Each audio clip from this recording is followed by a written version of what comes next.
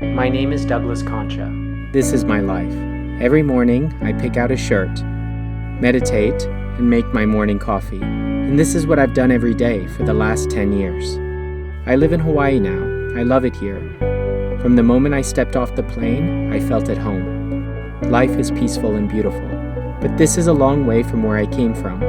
I grew up in Houston, Texas, to a working-class immigrant family. My dad was a small business owner, and my mom worked at a bank. We were the picture-perfect family, but we really weren't.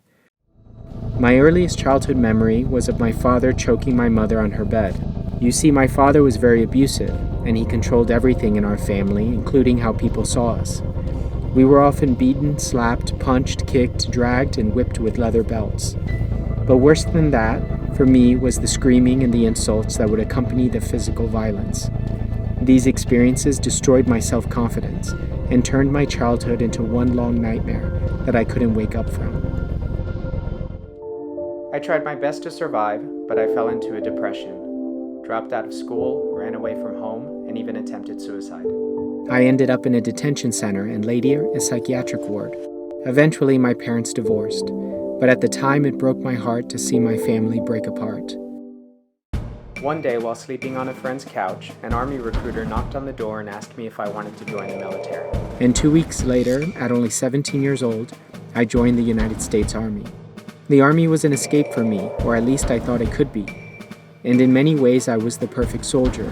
I was recognized for my courage under fire and was even selected to compete in the All-Army Taekwondo Championships. But my record was mixed. I was so filled with anger and rage that it led me off into disobeying my commanders. Disillusioned with my time in the military, I chose not to re-enlist and went off on my own. There aren't many opportunities for a 21-year-old with a high school diploma and a handful of years in the military. So I scraped by, working in factories and cleaning houses. An infantryman is only good at two things, drinking and shooting. So I found a job bartending at a country club, and that eventually led to my first big break in finance. I friended a member of the country club I was working at, who was also the president of a small investment firm.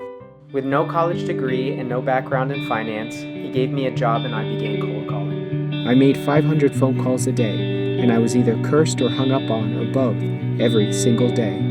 But I kept at it, and eventually I built a small portfolio of clients. I also sat for and passed various licenses that allowed me to sell investments to my clients. Eventually, not satisfied with the growth potential at a small firm, I interviewed for a larger, more recognized one, and then a larger one, and a larger one after that, until finally I found myself at a multinational bank. All the while I continued my professional education, sitting for and being awarded a very prestigious designation. Everything was going great. I was in my early 20s and making tons of money. Looking back on it now, I was lucky, but I was also overconfident and naive. One day, as I was heading to the office with the top down cruising, the DJ was screaming something about an accident on the radio. I thought it was a comedy skit, so I turned off the radio and continued my drive in silence. I took the elevator up to my office and noticed the receptionist wasn't there. I looked down the hallway and saw everyone huddled in the conference room around the television. I walked in just as the second plane crashed into the World Trade Center. I ran to my office and immediately picked up the phone to call my mother. Both her and my stepfather worked on Wall Street, right across from the World Trade Center. But I couldn't get through to them because all the lines were overwhelmed. As the towers were collapsing, I got back into my car and drove home. I was so overwhelmed with emotion. I spent the rest of the day watching every news station, searching for a glimpse of my mother running in the crowds. To this day, it's the single worst day of my life. That night, I had some colleagues take me out to try to cheer me up. At the bar, I took 8 shots of tequila in a single hour and got back into my car. And a couple of blocks later, crashed in the middle of downtown. That night, as I sat in jail, I found out that my mother was safe. And everything good in me was because of her. A year passed, and I moved to New York City, that incredible city of lights. I was trading on Wall Street now and aspired to be like Gordon Gekko, the character from the movie Wall Street. I had a loft on the Upper West Side, a block from where John Lennon had lived. I drove luxury sports cars and went out for $200 dinners every single night. When I wasn't trading, I partied at nightclubs in the meatpacking district and dropped thousands of dollars on bottle service with my banking colleagues. I dated beautiful Russian models and traveled around the world with them to 5-star hotels. I did everything you would see an A-list influencer do today. And you'd think I'd be happy, but I wasn't. One day, while sitting at my office, looking down from 40 stories up, I came to a realization. I hated myself. I was almost 30 and the military and banking had taken me so far away from who I really wanted to be, from who my mother had raised me to be. I had so much money and success and still hadn't achieved the peace and happiness that I was looking for. Indeed, all that success and money only made life more stressful, more unhappy. Because you see, at the end of the day, as a private banker, my job was to help the rich stay rich and the poor stay poor. I spent the night writing down all the things that I hated about my job. And the next day, I got dressed and had my driver take me to my office. I walked straight up to my supervisor and handed him my resignation. Before leaving the building, I remember standing in the center of that cathedral-like lobby downtown Manhattan. I took in a deep breath and I said to myself, no matter what happens, even if I end up penniless, I will never come back here again. And I left. I was so excited to start my new life. Within 2 weeks, I had given away all my clothes, my furniture, my apartment, and moved from Manhattan to Brooklyn, into a tiny space the size of a closet, with only enough room for a twin-size mattress. I remember laying there the first night, wide-eyed, listening to the sound of gunshots and police sirens outside of my window, and asking myself, what have I done? Nevertheless, I started to plan my next moves. Because I had gone so morally astray in life, I decided to take inventory of my past. I decided I would visit every school, prison, rehab, military base, city, large and small. I would also see every best friend, ex-girlfriend, teacher, family member that I hadn't seen in years. And every place I went, I would ask everyone, how would you describe me? I thought people would be brutal, tell me that I was a terrible person, that I had only cared about myself. But instead, what people told me about me was that I had a good heart and I wanted to help people. Coming back to New York, I decided I would pursue a degree that I never had. I enrolled in the City University of New York. It felt kind of strange, a 30-year-old taking survey courses in a classroom full of 18-year-olds, but I loved learning and took every course I could. Eventually, I would declare philosophy as my major. And it was during those academic years that I also began to understand theories of justice, morality, and ethics in deeply historical and psychological terms. I began to confirm with the mind what the heart already knew to be true. Later in graduate school, I pursued political philosophy and started to branch into ideas of nonviolence. I also began to travel the world. Not like before, but with a backpack and embedded in the communities I was traveling. I would sing and dance, laugh and cry, eat and drink, argue and love, creating relationships from Tokyo to Rio, Russia to the Middle East. I saw the Himalayan mountains rise into the heavens and the endless Pacific Ocean from cargo ships. I almost froze on Mount Fuji and almost drowned into the backwaters of India. I befriended the Zapatistas in Mexico and the mobsters in the Ukraine. And everywhere I went, I began to put into practice my understandings of nonviolence, compassion, and acceptance as best as I could. In the later half of my career, I branched out and began to pursue philanthropic and humanitarian aid projects. I worked alongside fellow U.S. veterans to provide nonviolent support to Native Americans and water protectors in Standing Rock. I also helped an NGO provide emergency aid and legal assistance to the waves of migrant caravans left stranded at the border in Tijuana, Mexico. As an executive director, I helped build the U.S. side of an educational nonprofit that taught philosophy to elementary school children. I also worked as a history teacher in the underfunded public schools of Hawaii. But of all the projects I was fortunate enough to be a part of, the most rewarding was the first, cycling across the United States for the March of Dimes and my niece Olivia. My niece was born 12 weeks early on February 24, 2012.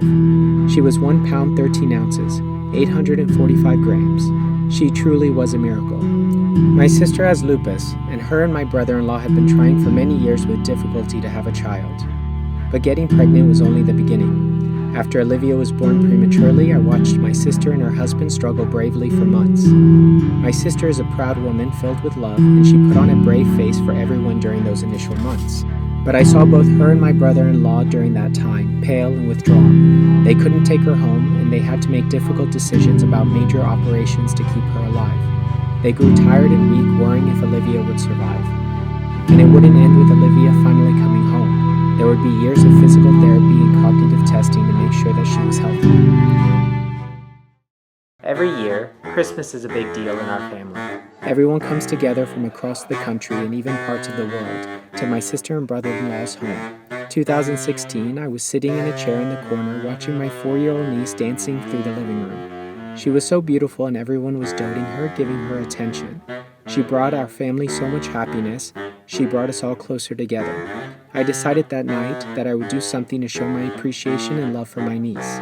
And I started to plan what would become March of Dimes, Cycle for Dimes, a 4,300-mile unassisted bicycle ride across the United States to raise money for the March of Dimes and bring attention to premature birth. Cycling thousands of miles by yourself can really put things into perspective. And you're completely alone out there, or rather, you're alone with yourself. And you have all the time in the world to examine your thoughts when you're all alone on a bicycle for 10 to 12 hours every day. You begin to organize your thoughts, eliminate any contradictions, examine the source of your feelings, your breath, your environment. But I always say it's impossible to be unhappy on a bicycle. Perhaps it's that you need to stay present, balanced, aware of your surroundings at all times. So much so that you're unable to worry about the past or stress about the future. It's happiness, plain and simple. It's a practice in mindfulness. And on June 1st, 2016, I set off from Manhattan Beach, California. And on August 25th, 4,300 miles later, I became only the second person to cycle across the United States unassisted on a single-speed bicycle for a charitable cause. The journey took me through 19 states. On a single-gear bicycle, I climbed 2 mountain ranges, crossed deserts and open plains, and tackled the southern heat in the middle of summer. I ate amazing barbecue, met wonderful people, saw beautiful natural resources and great cities large and small. Until then, I had traveled to so many countries, but I had never seen my own. The country that I loved, that I was proud of, that I had served honorably. The journey was not without its difficulties. So tired. I left my wallet at a truck stop in New Mexico, and I dropped my iPhone on the side of a freeway in South Carolina, and a truck ran me off the road into a ditch. Definitely the low point of the journey. But overall, it was a success, and we raised close to $5,000 for the March of Dimes. And finally, 3 months later, I was home. The last day I cycled from my home in Brooklyn up to my sister's place in Westchester. My family was all there waiting for me, and for the first time, I slept on a nice bed. I've dreamt about being on the road ever since. The summer was ending and fall classes were beginning when my stepfather suddenly passed away. His name was John McDowell, and he was the first good man I'd ever known. Because of my father's abuse and lies, I never thought a man could be honest. When I first met John, I was only 19 years old, and I thought he was funny because he wore a French beret. He was a tall, lanky Spaniard and a musician at heart. For the first 10 years I watched him, suspicious, waiting for him to slip up and prove my idea that all men weren't to be trusted. And the years passed, and they passed, and they passed, and John never stopped being that gentle soul. He loved my mother so incredibly, so unconditionally. Through their relationship, I saw what love could be, which is what made his death, at 49 years old, so shocking. My mother still struggles years after his passing, and it's been difficult to see. And she says she still sees him in her dreams. John taught me how to be a good man. Now it's been 4 years since John passed, and I've begun to plan my next bicycling trip for a noble cause. For my next journey, I will cross the beautiful continent of Europe, and to raise money and awareness for an organization that is dear to me, the United Nations World Food Program. I've decided to ride in the same way as the first, unassisted on a single-gear bicycle. This trip will take me 15,000 kilometers across 18 countries in Europe, including Turkey and the Ukraine. My journey begins this February in Lisbon, Portugal, and finishes next winter in London, England, giving me a little under a year to race around the entire continent. I've traveled all around the world but haven't been back to Europe since I was a child. My desire is to show the world how beautiful this continent is. The next journey will also coincide with the building of an online community. Charity Bicycle is an online community of cyclists passionate about creating a better world. A place for individuals, couples, and families to come together to create their own cycling goals and to raise money and awareness for the social issues of their choosing. Our hope is that Charity Bicycle will inspire more people to get out and experience the joys of cycling. From the beginning, human beings have been giving. Maybe for love, maybe for survival. I've experienced it my whole life. Even though I had to come a long way, I'm thankful for the lessons learned and what I have today. Olivia continues to grow into a beautiful person. Her parents love her very much. My mom continues to be a beautiful woman, and everything good in me is because of her. And I continue to ride, to find peace and comfort in the uncomfortable. Now, I know the world is changing at an incredible pace, and that we are living in truly historic and global moments. Learning to give unconditionally will be one of those moments, and to take care of ourselves will be another. I invite you to be part of both, to make a difference for yourself and others. It doesn't matter how small an action may seem to be. What is once well done is done forever. And bicycling is a beautiful pastime. Thank you for listening to my story.